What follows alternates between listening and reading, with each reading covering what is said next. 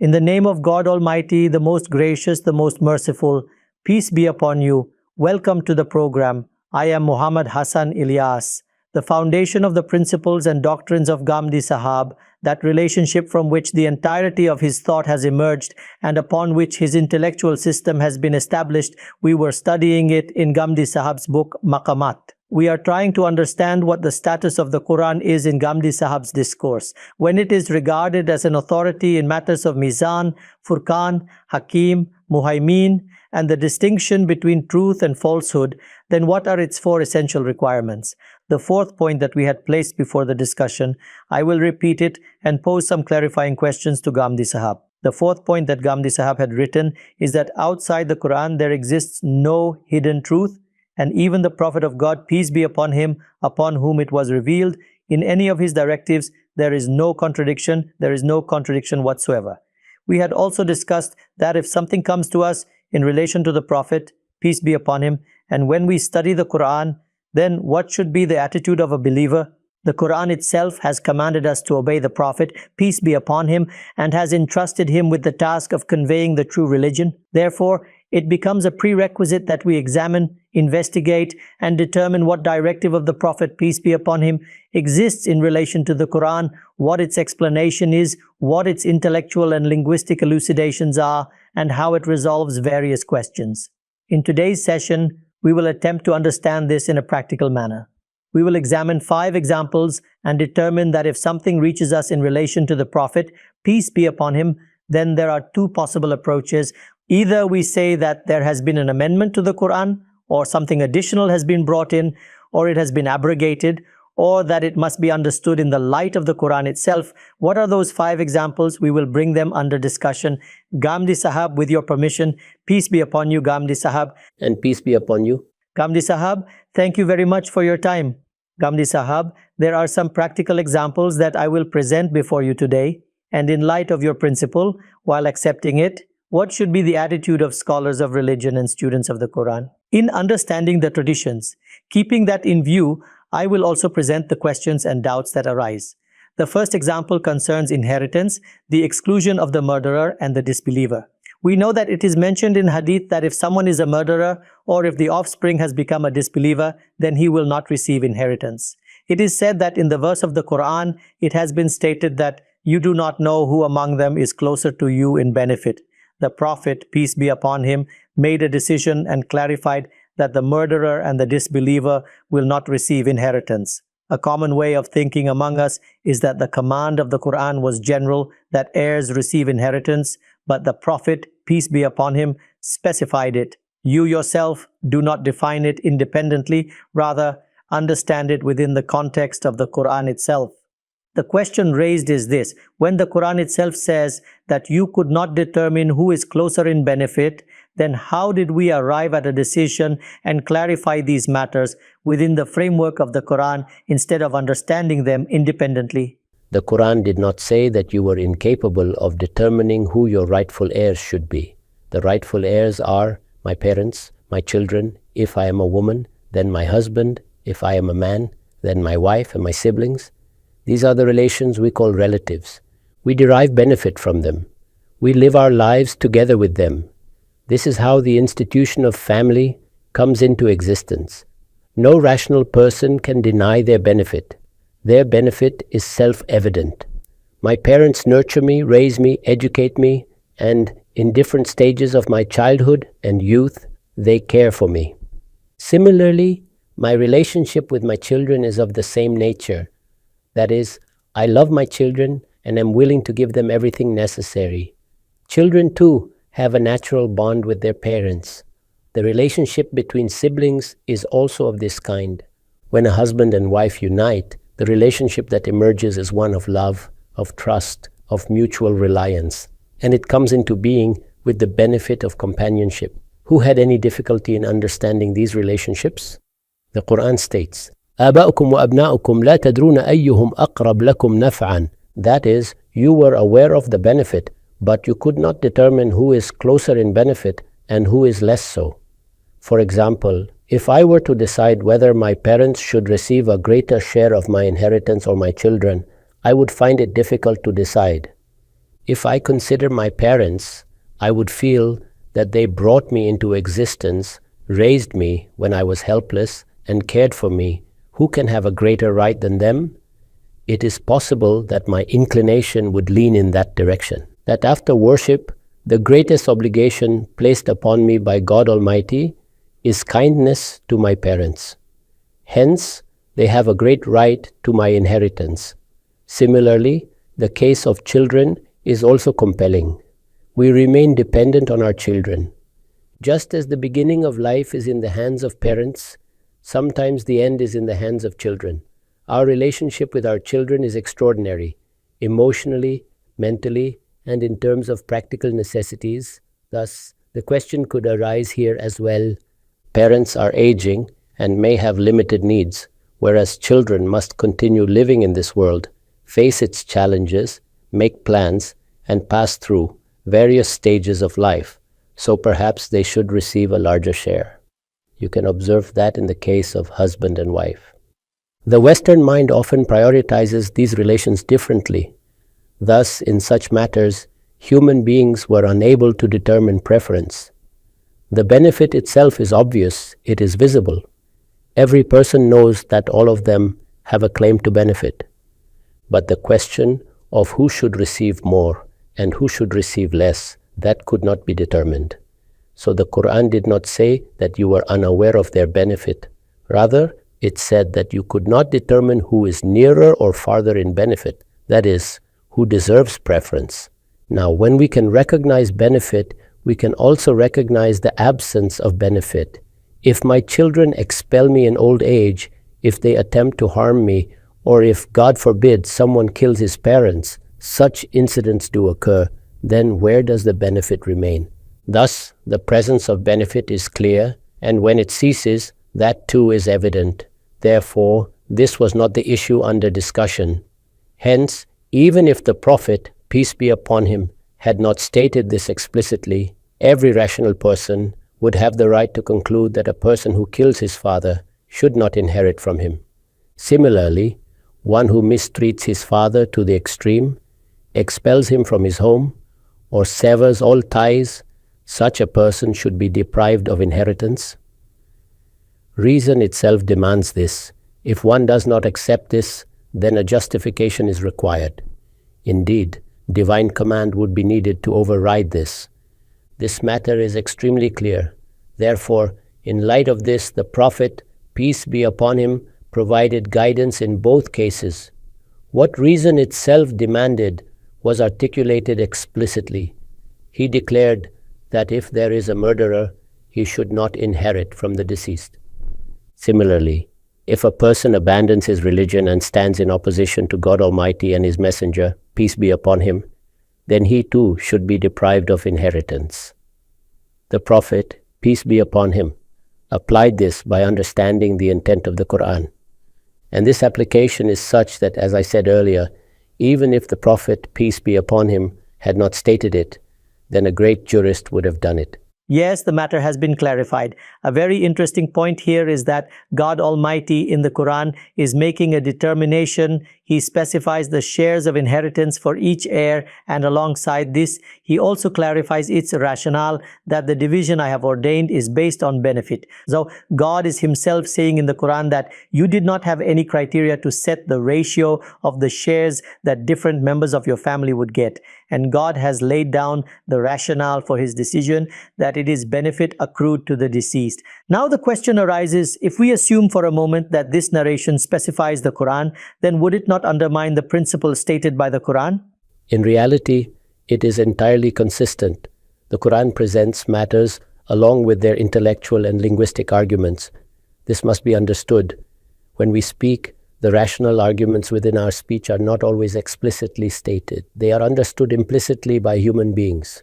If the Quran had not stated this, we ourselves would have deduced why these individuals were declared heirs. We would have explained our relationship with parents, with children, how siblings support one another, and the nature of the bond between husband and wife. These are intellectual realities, and there is no difficulty in understanding them.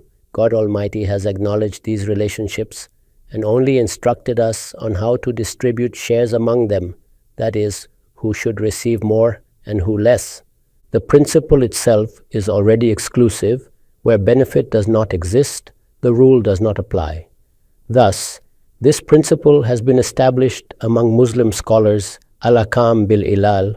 All rulings are based on an underlying rationale. That is, every ruling has a basis upon which it is given. This is also expressed as إن الحكم يدور مع علته وجودا وعدما. That is, a ruling revolves with its underlying cause. It exists when the cause exists and ceases when the cause ceases. God Almighty has indicated this principle throughout. The distinctiveness of the Quran lies in the fact that all its commands are grounded in rationale. If the rationale is present, the ruling applies. If it is absent, the ruling does not apply. In the time of the Prophet, peace be upon him, these two situations arose. One, that a person might kill his parents, and second, that he might oppose the Messenger of God, peace be upon him. This is the disbelief being referred to. In such cases, the benefit ceases to exist. Now, in our time, we must determine whether situations analogous to these can arise. When they do, we too will derive rulings accordingly. For example, if someone loots his father's property, Loots or violates someone's honor, such incidents do occur. In such cases, the father has the right to deprive him of inheritance, and society may also make a determination when the matter becomes evident. This principle demonstrates how the commandments of God Almighty are grounded in wisdom and how human rational judgment is taken into consideration. All right, the point has become clear. Let us move forward. Another example is before me, and this concerns the matter of expiation or kafara for breaking the fast. In the state of fasting, it is mentioned in hadith that if one engages in relations with his wife, then an expiation has been prescribed. This command is not explicitly discussed in the Quran. You say that what the Prophet, peace be upon him, stated on this occasion, that one must perform this expiation, is in fact analogous to the expiation of zihar, which is discussed in the Quran. Thus, it has been derived by analogy from that. The question arises that if it is indeed derived by analogy, then in the case of zihar, there was also a prescribed sequence and arrangement, and in its details, that arrangement should likewise apply here in the case of fasting. However, the Prophet, peace be upon him, did not explicitly mention any such sequence here. So why can we not say that this is an independent and separate command? Why must it necessarily be derived from an expiation mentioned in the Quran? The very manner in which the Prophet, peace be upon him, stated the command clarifies the matter. I have already explained that the person, in the presence of the Prophet, peace be upon him, said that he was unable to keep even a single fast while being told to fast for 2 months.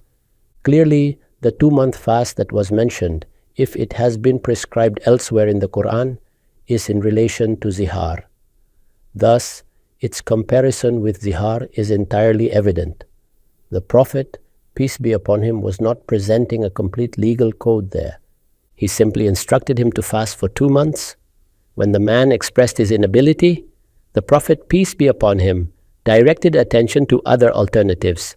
Even in this, there was no compulsion, and he was not forced to fast. From this, it becomes evident that no formal expiation was being legislated here in the strict sense. Rather, by drawing upon the analogy of zihar, the Prophet, peace be upon him, was advising him to undertake an act of expiation upon himself. In other words, consider a situation where a person comes to you having committed a violation of a religious directive. There may be no prescribed legal punishment for it in religion, but you tell him you have done something seriously wrong. For example, if someone divorces his wife in one sitting, you would say, this is not a proper act. If you repeat such behavior, it goes against the command of God Almighty. Therefore, impose some form of discipline upon yourself, keep some fasts, punish yourself. What is expiation or kafara? Its essence is that a person disciplines himself, awakens his inner moral consciousness, and acknowledges that he should not have committed that act. Thus, In cases where God Almighty has formally prescribed expiation, it becomes a binding command.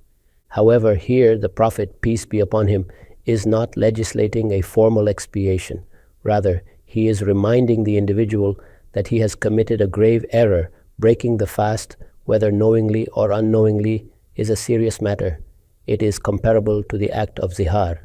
Where a person, by transgressing the limits set by God Almighty, declares his wife to be like his mother, this is a grave offense. Therefore, you too should undertake a similar act of self-discipline. It is similar to when we say to someone, if you have issued 3 divorces at once, then perform some expiation for your mistake. In suggesting such expiation, the Prophet, peace be upon him, is indicating a form of moral discipline or advising the individual to impose this upon himself. This is why, when the person did not accept any of these options, he was granted concession or ruksa. Otherwise, he would not have been granted such concession, because God Almighty has stated in His commandments, La yukallifullahu nafsan illa was'aha. That is, God Almighty does not burden any soul beyond its capacity. Therefore, had this been a binding legal expiation, the Prophet, peace be upon him, would have insisted, there is no alternative, you must fulfill it. But since he did not say this, it becomes clear that this was not a formal legislative command of expiation. Rather, it was encouragement directed at the individual to undertake an act of expiation voluntarily. When he did not accept it, no insistence was made. On this basis, in my view, the practice of recommending such expiations has developed. That is correct. The point is clear. Let us proceed further. A third example is before me. In a narration, the Prophet, peace be upon him, prohibited the consumption of predatory animals and birds of prey. Their prohibition has been stated. It is said that in the Quran, the prohibitions mentioned are limited to 4. Therefore, what is mentioned in hadith appears to be an additional ruling. You argue that this should not be treated as an independent extension of revealed law, but rather that this hadith is actually an expression of human nature, fitra. The objection raised is, on what basis do you limit revelation in this way and refuse to treat such narrations as an independent source of religious law? Since it does not seem to fit neatly within that framework, you classify it as a statement of fitra, then this means that this is a case of takalluf. What question of takalluf is there? This is in fact a clarification of the explicit texts of the Quran. Has the Quran only mentioned those 4 prohibitions? No, it has also stated that all pure things or tayyibat are lawful and all impure things or kabaith are unlawful. In other words, regarding food and drink, the fundamental directive of the Quran is that whatever is pure and wholesome is permissible and whatever is impure is forbidden. The Quran has not provided an exhaustive list of pure and impure things. Rather, it has relied upon human nature. Similarly, in relation to animals, it is stated, Uhillat lakum bahimatul an'am. That is, grazing livestock have been made lawful for you.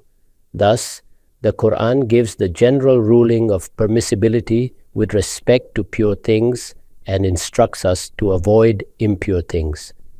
This means that our natural disposition or fitrah is being relied upon.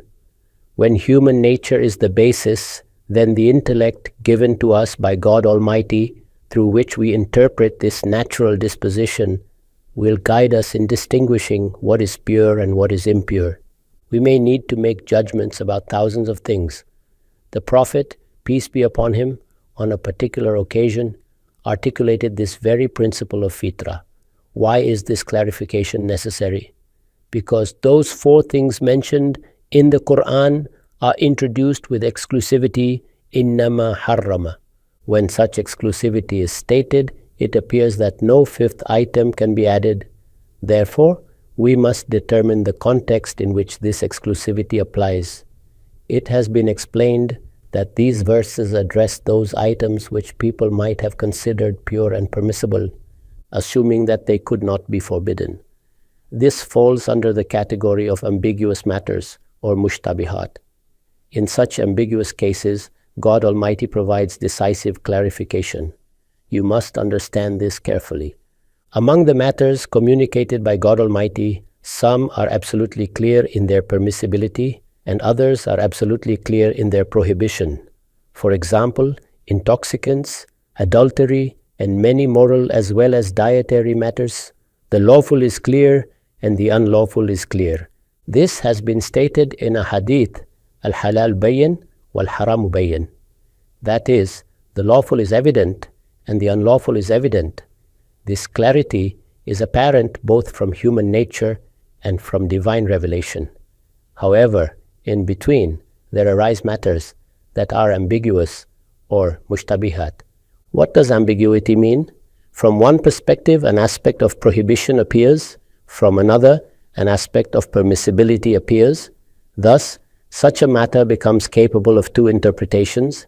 It can be seen as either lawful or unlawful. Some may declare it unlawful. Others may insist on its permissibility.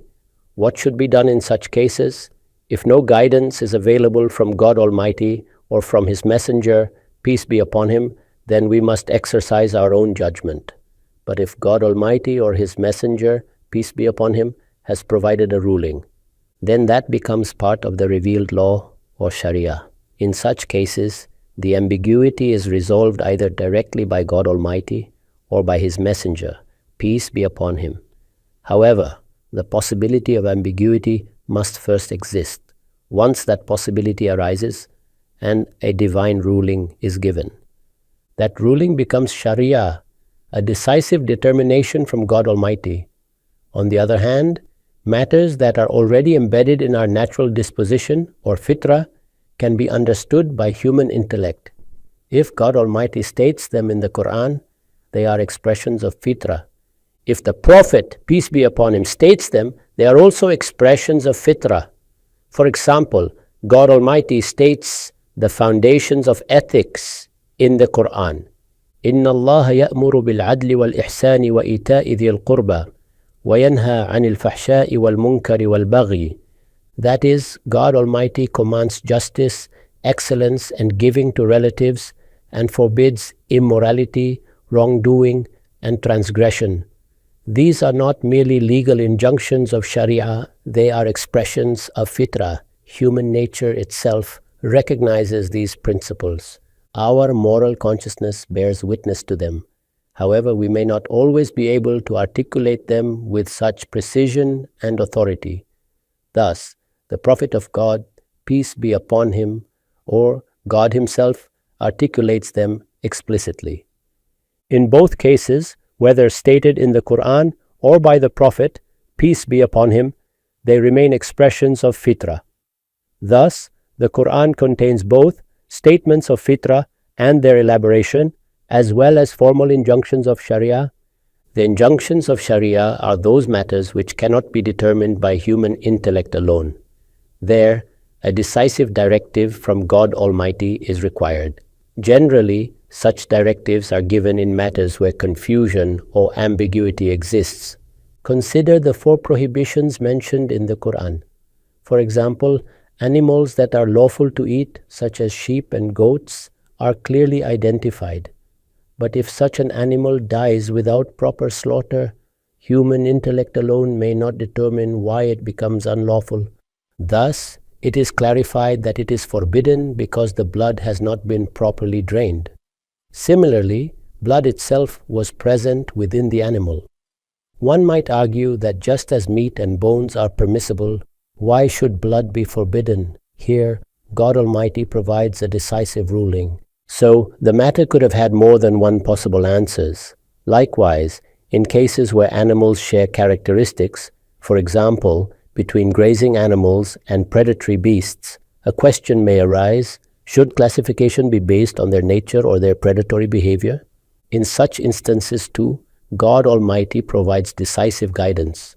In the same way, if a person slaughters a sheep and does so in the name of someone other than God Almighty, then the sheep and the goat remain the same in essence. So, merely by invoking the name of someone other than God Almighty, does it become unlawful? Neither you nor I could decisively determine this. God Almighty has made the decision. Accordingly, God Almighty has provided guidance that these are the 4 things. which, among the items you might otherwise consider pure and permissible, tayyibat, have been declared unlawful. This is the subject under discussion. Thus, within this framework, the statement of fitra or natural disposition is present in the Quran, and it is also present in the narrations.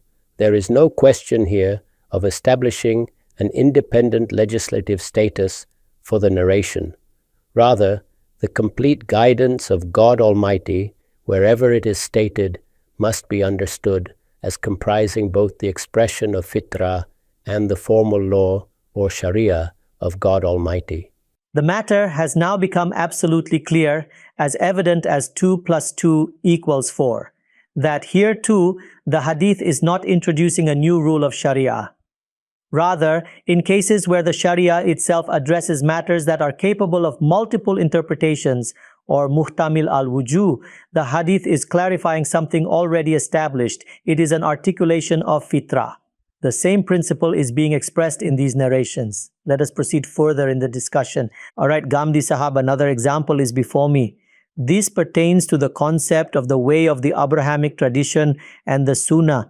In the Quran, it is stated, وَاتَّبِعْ مِلَّةَ إِبْرَاهِيمَ حَنِيفًا.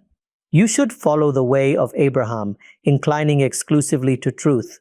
You have taken this verse as the basis for the implementation of sunnah practices such as circumcision and other practical religious acts, and have suggested that their source lies in this directive. The objection raised is that the context of this verse concerns the affirmation of monotheism and the rejection of polytheism, rather than the establishment of practical sunnah. Thus, it appears to be an unnatural application to derive the sunnah from this verse. In other words, the Prophet, peace be upon him, conveyed the doctrine of monotheism and the rejection of polytheism, but when we examine the Quran, we find that this verse was revealed in the context of following the Abrahamic tradition. So, since the verse appears in the context of monotheism versus polytheism, how were all these acts of worship derived from it? Remove this verse from its surroundings and read it in its full context. You will find that it occurs within a discussion of Sharia. The context is not merely that of monotheism and polytheism, rather, it concerns polytheistic superstitions and distortions. Let me read its translation for you. In our society, people often do not examine where a verse is located, what precedes it, and what follows it. Listen carefully as I present its translation. You are instructed to reflect upon their fate and to consume the lawful and pure things that God Almighty has provided for you, and to be grateful for His blessings if indeed you worship Him. He has only forbidden for you carrion, blood, the flesh of swine, and that over which a name other than God Almighty has been invoked. However, if one is compelled, neither desiring it nor transgressing limits, then there is no sin upon him. Observe, this discussion began with the Sharia. God Almighty is forgiving, and His mercy is everlasting. Do not, based on falsehoods, declare, this is lawful and this is unlawful, thus fabricating lies against God Almighty. Indeed, those who fabricate lies against God Almighty will never attain success. This worldly life is but temporary enjoyment, and thereafter a painful punishment awaits them. And for the Jews as well, we had forbidden certain things previously mentioned. We did not wrong them, rather, they wronged themselves. However, for those who acted in ignorance and later repented and reformed themselves, your Lord is indeed forgiving and merciful. Then it is said, do not attribute your false notions to Abraham. These are the very superstitions through which they have gone astray. They began to declare things lawful and unlawful based on polytheistic conjectures. In response, it is clarified, Abraham was a community unto himself, firmly devoted to God Almighty, and he was not among the polytheists. He was grateful for God's blessings. God Almighty chose him and guided him to the straight path. We granted him goodness in this world, and in the hereafter he will surely be among the righteous. Then we reveal to you, follow the way of Abraham, inclining solely to truth, and he was not among the polytheists. This is the complete context. That is, God Almighty has clarified that Abraham neither committed polytheism nor fell into such superstitions, nor did he legislate lawful and unlawful matters on his own. The religious law you have constructed based on your own conjectures is not the law of Abraham. We have commanded adherence to Abraham's way so that the Prophet, peace be upon him, may revive the very religion that Abraham brought. This is the essence of the matter. Keeping this entire context in view, I have explained that the Quran is, in fact, referring to that already established guidance through which the Prophet, peace be upon him, had conveyed the Abrahamic tradition to his followers. That is, he had already instituted it and the Quran merely refers back to it. It provides a reference. It clarifies that because Abraham's religion was pure, free from superstitions and distortions, the Prophet, peace be upon him, was commanded to follow his way. The way of Abraham was neither polytheism, nor the superstitions of the polytheists, nor self-made legislation. All right, the point has become clear. This was the fourth example. We will now present one more example before Ghamidi Sahab. Ghamidi Sahab, in discussing Sunnah and the Quran, we often speak of a division that some rulings are initiated by the Quran while others are initiated by the Sunnah. The question is, what is the historical or Sharia-based criterion for this division? If practices such as marriage, pilgrimage, and divorce all originate from the era of Abraham, then why do we find that the Quran itself lays down rules of divorce, provides guidance on marriage, and elaborates on related matters? Similarly, it is asked, for example, in the case of menstruation, the complete exemption from prayer is established through the Sunnah alone. Then why are certain related rulings mentioned in the Quran as well? We even find references within the Quran itself indicating that there is no impurity in this regard. So if these practices were already established, why do their details appear in the Quran? This is in fact a very simple matter. Whatever existed from the beginning, naturally the Prophet, peace be upon him, would have been familiar with it. If any distortion had occurred, if something had not remained in its original form, or if people had failed to preserve it correctly, then it would be reformed. If the purpose is revival, then clarification becomes necessary. The Quran is not establishing a principle that one set of matters belongs here and another set elsewhere. Rather, it addresses things that were already known from the beginning. For example, prayer or salah, fasting or psalm, pilgrimage or hajj, and umrah. The Arabs were already familiar with them. They knew them well. The terminology existed in their language. They were aware of their basic structure. Moreover, the Quran itself narrates their history. We have not learned this history from works such as Al-Mufassal fi Tarikh Al-Arab Qabl al-Islam. It is presented within the Quran itself. The entire history of prayer is mentioned, when it was prescribed and to which prophets it was given. The history of fasting is also stated. Where fasting is mentioned, the very first statement is Kutiba alaykumus siyamu kama kutiba ala alladhina min qablikum. Fasting has been prescribed for you as it was prescribed for those before you.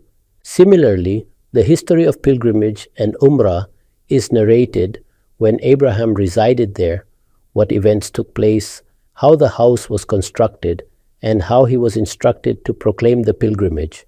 All of this is stated within the Quran itself. Therefore, when the question is asked about the underlying structure, the answer is, read the Quran carefully. It itself tells you since when each practice has existed. Thus, we must determine whether the Quran is initiating a command or merely correcting, reminding, or emphasizing it. If you read attentively, you will not find any initial command for prayer anywhere in the Quran, nor for fasting, nor for zakah, nor for pilgrimage and umrah. The Quran is devoid of initiating these practices. Therefore, any thoughtful reader will conclude that the Quran is addressing pre-existing practices, sometimes correcting them, sometimes reminding people of them, sometimes emphasizing them, sometimes warning those who neglect them, and sometimes describing their consequences. But it does not initiate them. Once the Quran is studied with reflection, this becomes as clear as 2 + 2 = 4. Thereafter, whatever requires further clarification, whether minor or major, is explained by the Quran itself. There is no principle that some realities must be explained by the Quran and others by some separate source. Rather, the guiding principle is this: whatever needs clarification and where ambiguity has arisen is clarified accordingly. Thus, long-established practices such as prayer and fasting, when questions arise about them, the Quran itself provides the answers. In this way, those practices already preserved through Sunnah continue to be transmitted with the corroboration of the Quran. Where something is already established, it continues as tradition. Where something new must be clarified, the Quran explains it directly, so that it does not remain dependent on isolated reports or ahad. Ghamidi Sahab, one final clarification regarding this background. For example, it is evident that in the community of Abraham, marriage and divorce existed, just as people were aware of prayer, fasting, and charity. Now, when the Quran describes the rules of waiting periods or iddah in such detail, for instance, the waiting period for a pregnant woman, for a divorced woman, or in cases where there has been no consummation, are these being stated for the first time because according to this principle, they shouldn't be described for the first time since they have always been part of the Sharia? So why does the Quran elaborate on the rules of divorce in such detail? The answer is simple. There was no proper regard for these matters among the people. They had adopted incorrect practices. Therefore, within our religion and our Sharia, all these matters have been clarified and corrected. Despite this, you can see the differences that have arisen. In matters of marriage and divorce, for instance, practices like halala have emerged. Many problematic and even morally troubling elements have been introduced. The issue of pronouncing 3 divorces at once has also created serious complications. Similar distortions had occurred even before this. Therefore, the Quran addressed each of these matters individually, clarified them, and instructed how they should properly be handled. Now consider, those matters that are part of our everyday lives do not usually require such detailed clarification. However, in matters that are occasionally practiced, errors tend to arise. Hence, with regard to divorce, the Quran provides complete and detailed guidance so that no misunderstanding remains. This is the approach we adopt, and it is also the approach adopted by the Quran. The point is absolutely clear. Let us continue the discussion. A few questions have come from the audience. Let us take one. It is often heard from Ghamidi Sahab that the punishments inflicted upon the Jews were due to their failure to fulfill the mission entrusted to them, to spread the religion after making a covenant with God. As a result, punishments were imposed upon them. Now, the question arises, can we then conclude that, on the day of judgment, those individuals or nations who inflicted punishment upon Bani Israel, such as Bukht-e-Nasir or Hitler, will not be held accountable? The reasoning given is that they merely carried out punishment upon Bani Israel as part of God's scheme. If this were so, would it not imply that injustice could be committed without accountability, simply because it coincided with divine decree? Does this not create a contradiction? Yes, the question is clear. When a nation becomes deserving of punishment, and that punishment is carried out through worldly means, as happened with Bani Israel, the question arises whether those who execute this punishment are themselves accountable. The answer is that those who inflict such punishment do not act under a command from God. Rather, they act based on their own motives and intentions.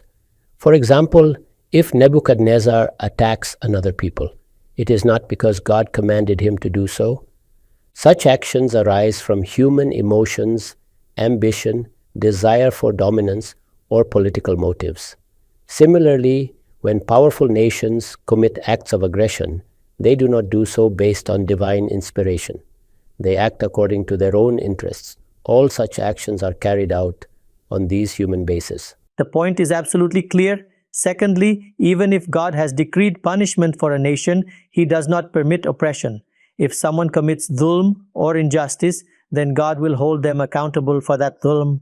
Every human being will be judged based on their own actions. Consider, if a person commits murder, it may be that in the knowledge of God, the victim's death was decreed. However, the murderer is still accountable. Why did he kill?